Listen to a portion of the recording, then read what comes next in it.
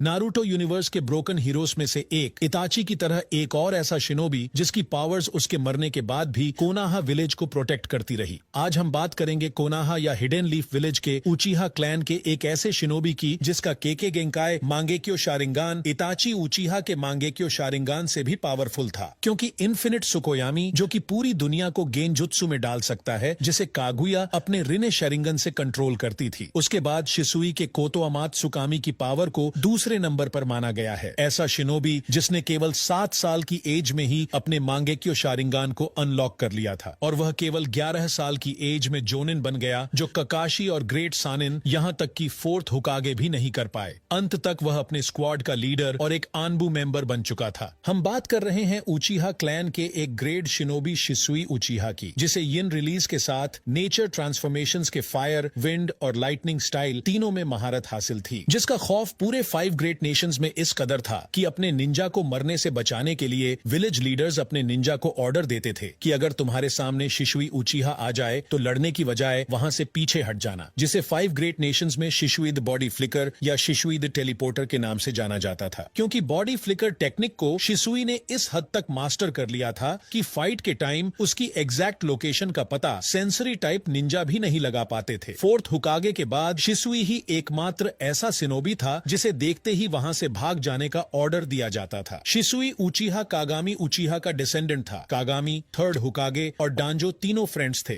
जो first great Ninja war के time 2nd हुकागे टोबिरामा के साथ थे, जिन पर कोनाहा विलेज बहुत भरोसा करता था। अब बात करते हैं शिसुई ने अपने मांगेक्यो शारिंगान को कैसे अनलॉक किया। बात 3rd वर्ल्ड वॉर के टाइम की है, जब शिसुई और उसके फ्रेंड को एक गेनिन टीम में रखा गया था। इसके 1 साल के बाद जब 3rd वर्ल्ड वॉर खत्म हुआ, तब शिसुई और उसकी टीम को एक आइलैंड पर मिशन के लिए भेजा गया। वो मिशन गेनिन निंजास के लिए बहुत मुश्किल था, इसीलिए उसे और उसकी टीम को पीछे हटने पर मजबूर होना पड़ा, और ओपोनेंट टीम ने जब उनका पीछा करना स्टार्ट किया तो शिसुई का फ्रेंड पीछे रह गया और वो उसकी समय रहते हेल्प नहीं कर पाया और वो मारा गया। हालांकि शिसुई ने उसे नहीं मारा, लेकिन उस टाइम उसकी हेल्प न करने का दुख उसे इस कदर हुआ कि वह खुद को उसकी डेथ का जिम्मेदार मानता रहा, और इसी सैडनेस ने शिसुई की मांगेक्यो शारिंगान को अनलॉक कर दिया। इसके 1 साल बाद शुरिकेन जुत्सु ट्रेनिंग के टाइम वो 5 साल के इताची उचीहा से मिलता है। इताची ने भी केवल 4 साल की एज में 3rd वर्ल्ड वॉर के डार्क साइड को देख रखा था। इताची और शिसुई दोनों अच्छे दोस्त की तरह रहने लगे। इससे अधिक शिसुई एक बड़े भाई की तरह इताची को ट्रेनिंग देने के साथ उसके साथ ट्रेनिंग करने लगा। इसी टाइम शिसुई ने अपनी बॉडी फ्लिकर टेक्निक को मांगेक्यो शारिंगान के साथ मास्टर कर लिया। उसकी एबिलिटी और पावर्स को पूरे नेशंस में लोग जानने लगे, जिससे उसे 5 ग्रेट नेशंस में शिसुई द बॉडी फ्लिकर या शिसुई द टेलीपोर्टर के नाम से जाना जाने लगा। इसके बाद कोनाहा की उस रात की घटना हुई जिस दिन नरूटो का जन्म हुआ था। उसी 10 अक्टूबर को टोबी यानी ओबिटो उचीहा ने 9 टेल्स के साथ कोनाहा पर अटैक कर दिया, और उसी दिन मिनाटो ने अपनी फैमिली को सैक्रिफाइस कर कोनाहा को प्रोटेक्ट किया था, जिसमें नरूटो के अंदर 9 टेल्स को सील करने के बाद 4th हुकागे की डेथ हो गई थी, और कोनाहा अपने अगले हुकागे के लिए संघर्ष कर रहा था। इसके बाद 3rd हुकागे हिरुजेन को फिर से हुकागे बना दिया गया। 9 टेल के इस अटैक के बाद कोनाहा विलेज लीडर्स उचीहा क्लैन को ही इस अटैक का जिम्मेदार मानने लगे, जिससे पहले से नाराज उचीहा कोनाहा पर अटैक करने का प्लान बनाने लगे। इसके कई साल बाद इताची के एनबू ब्लैक ऑप्स में शामिल होने के पहले इताची और शिसुई और टीम को एक मिशन के लिए भेजा जाता है। शिसुई की खबर लगते ही कई निंजा भाग जाते हैं, और उस मिशन के पूरा होते ही इताची को आनबू में शामिल कर लिया जाता है। इस टाइम तक इताची को कई मिशन दिए जाते हैं, और दूसरी तरफ उचीहा क्लैन कोनाहा पर अटैक करने की तैयारी कर रहा होता है। इस बात का शक जब कोनाहा लीडर्स को होता है तो वो इताची को उचीहा क्लैन पर नजर रखने का मिशन देते हैं। इताची के आनबू ब्लैक ऑप्स में शामिल होने के बाद उचीहा क्लैन सोच रहा था कि इताची हिडन लीफ विलेज की जासूसी करेगा और तख्ता पलट में उचीहा क्लैन का ही साथ देगा। लेकिन इताची एक वर्ल्ड वॉर देख चुका था, और वह अब कोई भी वॉर नहीं देखना चाहता था, और वह दोनों क्लैन के बीच कभी वॉर नहीं होने देना चाहता था। इसके अलावा इताची कोनाहा विलेज का एक वफादार शिनोबी था, इसीलिए कोनाहा लीडर्स ने इताची को उचीहा क्लैन की जासूसी करने का मिशन दिया, और इताची उचीहा क्लैन पर नजर रखना स्टार्ट कर देता है। उसे पता था कि उचीहा बहुत जल्द कोनाहा पर अटैक करने वाले हैं। वह उचीहा की मीटिंग्स में कम जाने लगा और उन्हें कम से कम जानकारी देता था ताकि उचीहा और ज्यादा न भड़के। वह उचीहा और कोनाहा दोनों क्लैन को वार से बचाना चाहता था। इताची कोनाहा और उचीहा के बीच की जासूसी में फंस चुका था, इसीलिए उसका नेचर बदलने लगा। वो परेशान रहने लगा, जिससे उचीहा क्लैन को इताची पर शक होने लगा। कोनाहा मिलिट्री पुलिस फोर्स, जिसे ऊचीहा क्लैन के लिए सेकंड होकागे तोबीरामा ने बनाया था ताकि ऊचीहा की पावर्स के साथ कोनाहा विलेज को प्रोटेक्ट किया जा सके। इसके अलावा कोनाहा और ऊचीहा हमेशा एक साथ अच्छे से रहे। कोनाहा मिलिट्री पुलिस फोर्स को ऊचीहा क्लैन ही कंट्रोल करते थे, जिसके लीडर इताची के फादर फुगाकू ऊचीहा थे। इताची के बदलते नेचर के कारण जब ऊचीहा क्लैन को इताची पर शक हुआ, तब कोनाहा मिलिट्री पुलिस फोर्स ने शिसुई ऊचीहा को इताची पर नजर रखने का ऑर्डर दिया। लेकिन ऊचीहा क्लैन ये नहीं जानता था कि शिसुई भी इताची की ही तरह कभी एक और वार को नहीं होने देना चाहता था। इताची और शिसुई दोनों ही कोनाहा के वफादार शिनोबी थे और शिसुई की सोच बिल्कुल इताची जैसी थी। उन दोनों ने थर्ड वर्ल्ड वॉर को देखा था और वो कभी नहीं चाहते थे कि अब कोई भी वार हो।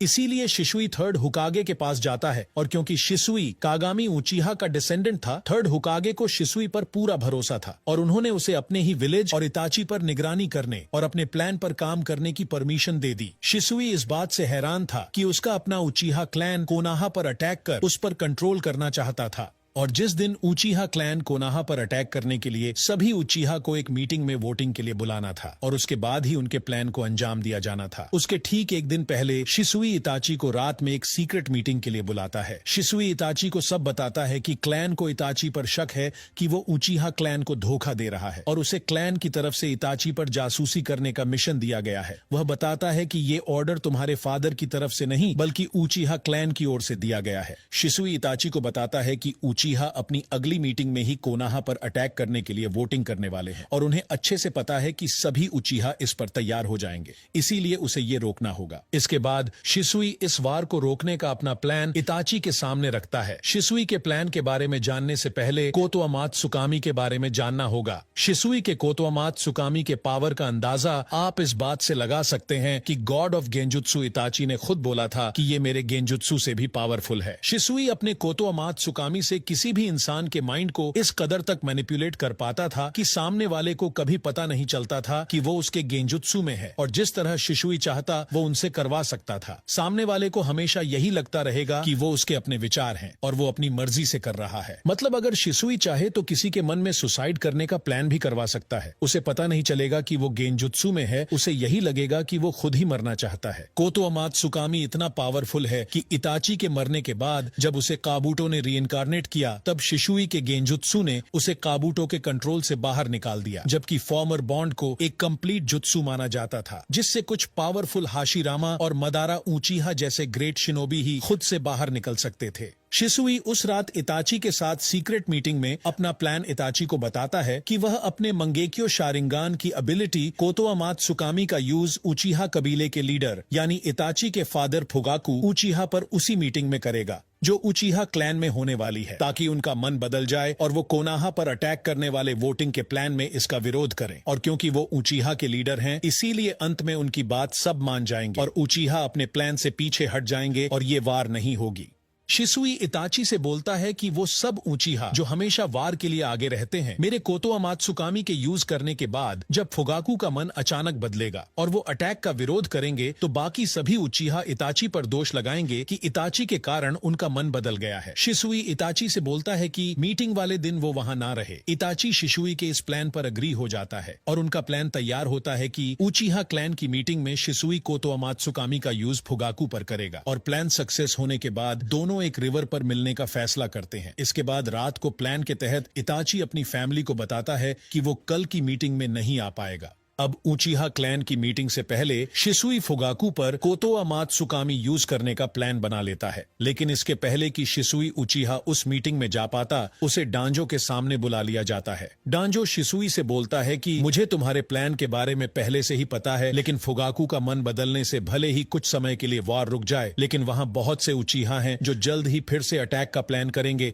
शिसुई डांजो से बोलता है कि अगर वार के बिना थोड़ी भी उम्मीद है तो हमें ये करना चाहिए, लेकिन डांजो उसे रोकते हुए बोलता है कि इस तरह अपने मांगेक्यो शारिंगान को खराब मत करो, मैं तुम्हारे शारिंगन का यूज अच्छे से करूंगा। तब शिसुई तुरंत उसके इरादे जान जाता है कि वो शिसुई की आंखें अपने फायदे के लिए लेना चाहता है। डांजो और उसकी टीम से शिसुई अकेले फाइट करने लगता है। शिसुई डांजो को जान से नहीं मारना चाहता था। पहले तो शिसुई उस पर कंट्रोल कर लेता है, लेकिन डांजो के पास पहले से कई शारिंगान थे जिसकी हेल्प से वह सेज ऑफ सिक्स पाथ के फॉरबिडेन इजानागी का यूज करता है और उसके कंट्रोल से बाहर आ जाता है। शारिंगन के एबिलिटी में से एक इजानागी एक ऐसी पावरफुल टेक्निक है जो यूजर को कुछ समय तक रियलिटी को भी बदलने की पावर देती है। यहाँ तक कि जब तक इजानागी टेक्निक एक्टिव रहती है, यूजर मरने के बाद भी पहले जैसे रियलिटी में वापस आ सकता है जैसे कुछ हुआ ही ना हो। लेकिन इसका यूज करने के बाद जिस शारिंगान आई से इसका यूज किया जाता है वो कई सालों के लिए ब्लाइंड हो जाती है, या फिर जब तक उसके पास रिनेगन न आ जाए वो उस आई का यूज नहीं कर सकता। वह शिसुई के अटैक से इजानागी की हेल्प से बच जाता है और शिसुई ने इजानागी की उम्मीद कभी नहीं की थी, इसीलिए वह चौंक जाता है। इसी का फायदा उठाकर डांजो शिसुई की राइट आई को निकालने में कामयाब हो जाता है। शिसुई चाहता तो अपनी बची हुई एक आई से वो भी इजानागी का यूज करके अपनी राइट आई को वापस पा सकता था, लेकिन डांजो के पास और भी शारिंगान थे जिससे वो फिर से इजानागी का यूज कर सकता था और शिसुई के पास अब केवल एक लेफ्ट आई ही बची थी।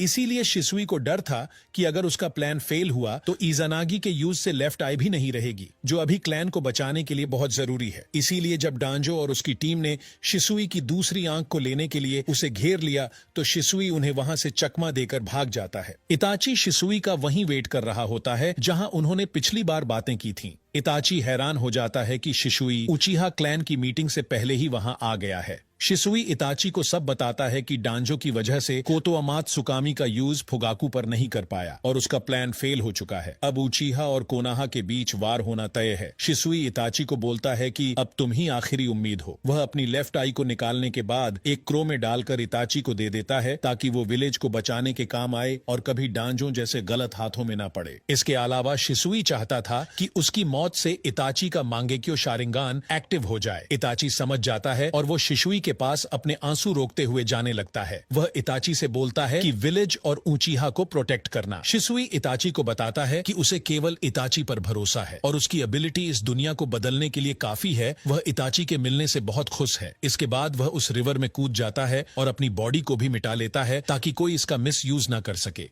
अपने बड़े भाई जैसे दोस्त को अपनी आंखों के सामने मरते देख इताची का भी मांगेक्यो शारिंगान अनलॉक हो जाता है। शिसुई मरने से पहले इताची से एक सुसाइड नोट भी लिखवाता है जिससे कोई इताची पर इल्जाम न लगाए और उसकी आंखों को कोई खोजने की कोशिश न करे और उसकी डेथ का फायदा उठाकर उचिहा फिर से अटैक का प्लान न करे। उसमें लिखा होता है कि उसकी आंखों को लेकर क्लैन आपस में न लड़े, इसीलिए रिवर से कूदते समय एक पत्थर पर उसने अपनी आंखों को डिस्ट्रॉय कर सुसाइड कर लिया। हालांकि शिसुई की सुसाइड नोट में लिखी किसी भी बात का यकीन उचिहा ने नहीं किया और इताची पर उसको मारने का ब्लेम करने लगे कि अपने मांगेक्यो शारिंगान को जगाने के लिए उसने ही शिसुई को मारा होगा। इताची इस बात से गुस्सा हो जाता है कि शिसुई की आखिरी इच्छा जो वो चाहता था कि कभी उचिहा कोनाहा पर अटैक न करे, उसका किसी ने सम्मान नहीं किया। मांगेक्यो शारिंगान अनलॉक होने के बाद इताची कसम खाता है कि वह उचिहा कबीले को कभी विलेज पर अटैक नहीं करने देगा। इसके बाद डांजो द्वारा इताची को केवल 12 साल की एज में ही आनबू ब्लैक ऑप्स का चीफ बना दिया जाता है ताकि वो भी शिसुई की तरह उचिहा क्लैन को रोकने के लिए हिडन लीफ विलेज की हेल्प करे। लेकिन थर्ड हुकागे इससे इनकार करते हैं क्योंकि इसके लिए मिनिमम एज 13 साल की होनी चाहिए। लेकिन डांजो इताची का यूज करने के लिए उसकी एज 13 साल बताकर उसे आनबू ब्लैक ऑप्स का चीफ बना देता है। इसके बाद इताची के साथ क्या क्या हुआ, कैसे और क्यों उसने अपने पूरे विलेज को खत्म किया, इसके बारे में एक अलग से वीडियो बनाऊंगा अगर आप लोगों का कमेंट आता है। अब बात करते हैं शिसुई की दोनों आंखों का क्या हुआ। तो उसकी वो आंख जो डांजो ने ले ली थी, सासुके से फाइट के अंत में डांजो ने उसे नष्ट कर दिया ताकि वह कभी ओबिटो उचिहा को ना मिले। और उसकी दूसरी आंख जो इताची के पास थी, इताची ने उस आंख को इस तरह से प्रोग्राम कर दिया कि उसकी आंख जिस किसी के सामने आए तो उसकी पावर्स कोतोअमात सुकामी ओपोनेंट पर एक्टिव हो जाएगी और उसको हिडन लीफ विलेज को प्रोटेक्ट करने के लिए मजबूर कर देगी, चाहे वह हिडन लीफ विलेज का दुश्मन ही क्यों ना हो। इताची ने वो आंख नरूटो के अंदर क्रो सहित डाल दी थी क्योंकि वह नरूटो के ऊपर विश्वास करता था। उसने कोतोअमात सुकामी को अपने भाई सासुके के लिए प्रोग्राम किया था ताकि अगर उसके मरने के बाद सासुके ओबिटो की बातों में आकर हिडन लीफ विलेज पर अटैक करे तो कोतोअमात सुकामी की पावर उसे हिडन लीफ विलेज को प्रोटेक्ट करने के लिए मजबूर कर देंगी। लेकिन इताची के मरने के बाद काबूटो ने नरूटो से लड़ने के लिए इताची और पेन को रीइंकार्नेट कर दिया जो काबूटो के कंट्रोल में थे। यहीं पर नारुतो के अंदर से वही क्रो बाहर निकलता है और कोतोअमात सुकामी की पावर इताची को हिडन लीफ विलेज को प्रोटेक्ट करने के लिए मजबूर कर देती है, जिससे वह काबूटो के कंट्रोल से बाहर आ जाता है। क्योंकि इस आई का यूज अब कई सालों तक दोबारा नहीं किया जा सकता था और सासुके पर अब काम नहीं करती और इताची अब जीवित नहीं है, इसीलिए गलत हाथों में जाने से बचाने के लिए इताची उसे अपने अमातेरासु से नष्ट कर देता है। और यहीं पर खत्म होती है दो ऐसे शिनोबी की लेगेसी जो मरने के बाद भी अपने विलेज को प्रोटेक्ट करते रहे। अगर आपको इसका अगला पार्ट चाहिए तो कमेंट में बता सकते हैं। मिलते हैं नेक्स्ट वीडियो में।